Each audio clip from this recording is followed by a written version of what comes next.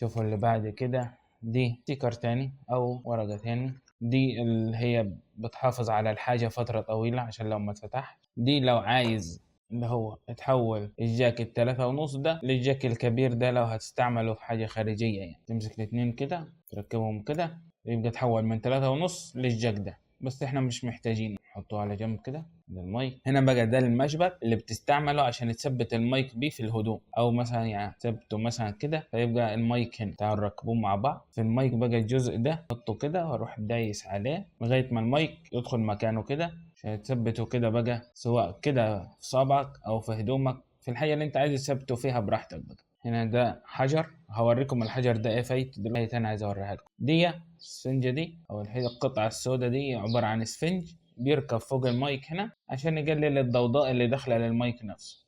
احطها كده والفها لغايه ما توصل كده للاخر كده ركبت، وبقي المايك بتاعك جاهز انك تستعمل.